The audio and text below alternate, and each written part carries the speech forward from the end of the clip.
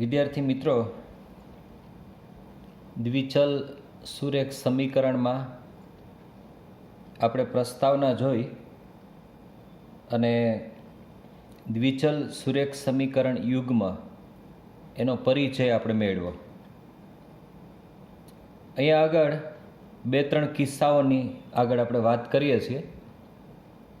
એમાં દ્વિચલ સુરેખ સમીકરણ યુગ્મનો આલેખ એક જ આલેખ પત્ર પર દોરવામાં આવે ત્યારે નીચે મુજબની ત્રણ શક્યતાઓમાંથી કોઈ પણ એક શક્યતા હોઈ શકે.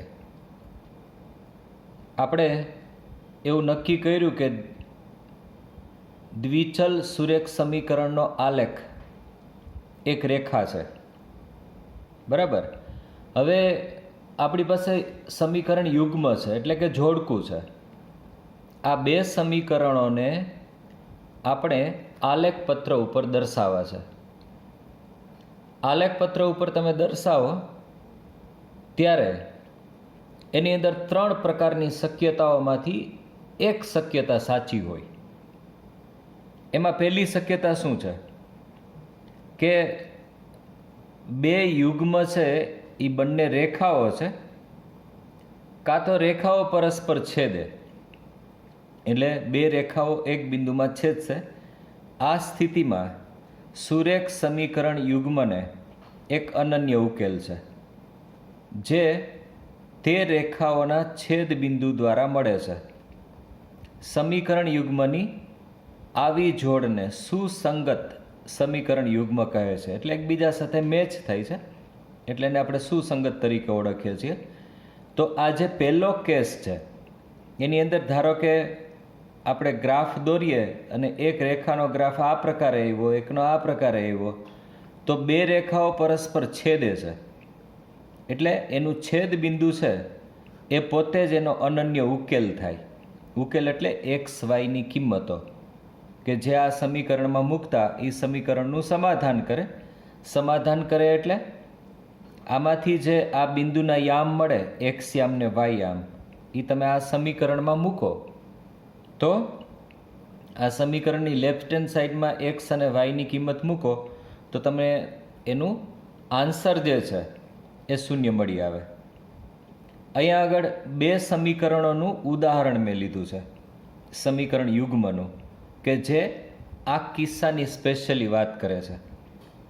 4x - 9y + 7 અને x + 5y + 1, આ બે રેખાઓ 101% છેદે છે, બરાબર. એટલે આ પ્રકારના સમીકરણ યુગ્મનો આલેખ આવી પરસ્પર છેદતી બે રેખાઓ મળી શકે. બીજો કેસ જોઈએ. બે રેખાઓ છેદે નહીં.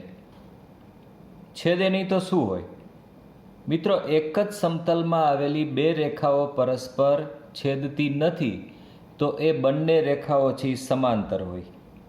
આ સમાંતર, આને તમે ગમે તેટલી લંબાવો, બરાબર, 1000 કિલોમીટર સુધી એને લંબાવો, 1 કરોડ કિલોમીટર સુધી એને લંબાવો, છતાં પણ આ બંને રેખાઓ પરસ્પર છેદશે નહીં.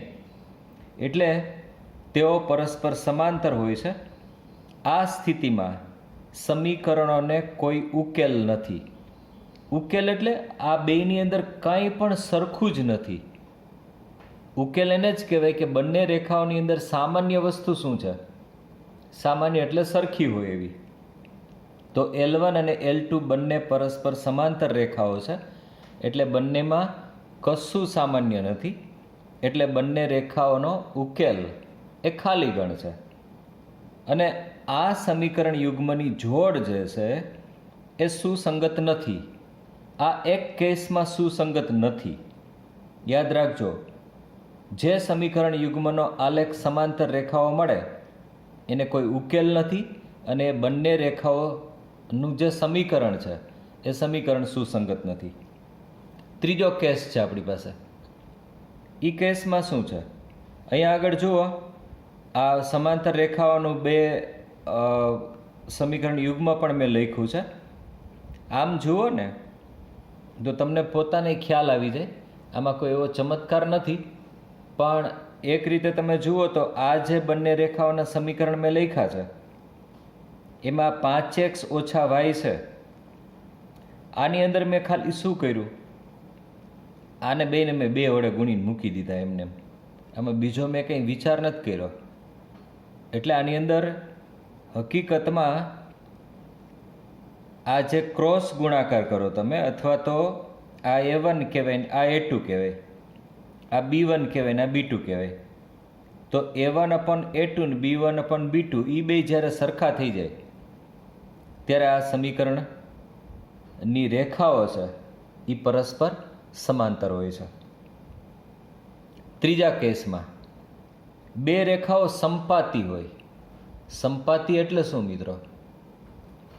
એ બે એકની એક જ રેખા હોય, અથવા તો આ રેખાને તમે L1 કહી શકો ને L2 કહી શકો, એ પ્રકારની રેખાઓ. તો આની અંદર જે ઉદાહરણો લઉં છું એ સંપાતી છે, એકની એક જ રેખાઓ. એટલે આ બંને સમીકરણો છે એ એક જ રેખા દ્વારા દર્શાવાય. સંપાતી એટલે એકબીજા ઉપર ઓવરલેપ થવું, હકીકતમાં એ છે. આ સ્થિતિમાં સમીકરણ યુગ્મને અનંત ઉકેલ છે. અનંત શું કામે?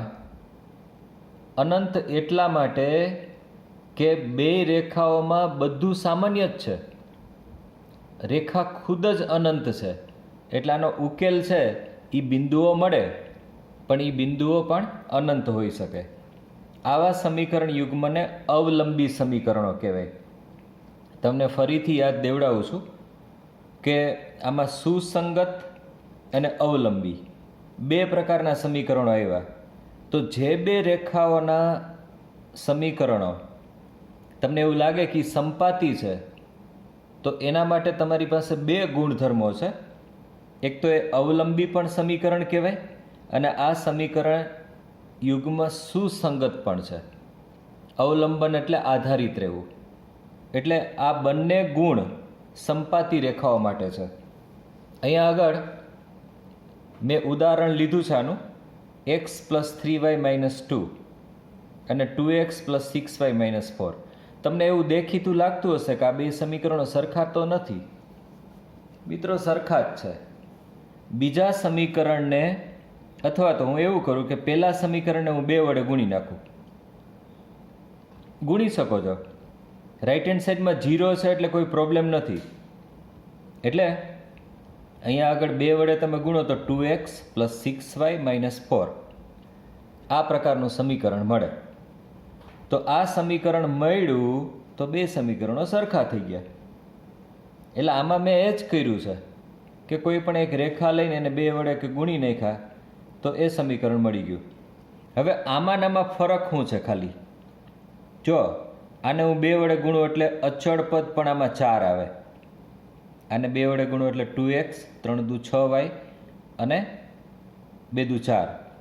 એટલે અચળ પદ પણ આના સરખા છે, સંપાતી રેખાઓના.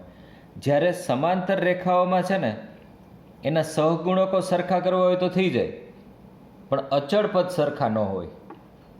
એટલે બંને રેખાઓનો આલેખ છે એ સમાંતર હોય, અને આની અંદર અચળ પદે સરખું છે એટલે સુસંગત હોય.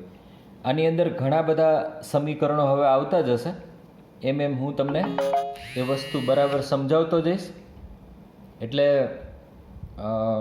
હવે આપણે સ્વાધ્યાયની શરૂઆત જ કરી દઈએ. સ્વાધ્યાય 3.1 એનો આપણે પહેલો દાખલો હવે લેવાનો છે. એ મિત્રો આપણે હવે પછીના વિડીયોમાં એને સમાવીએ છીએ. રાઈટ?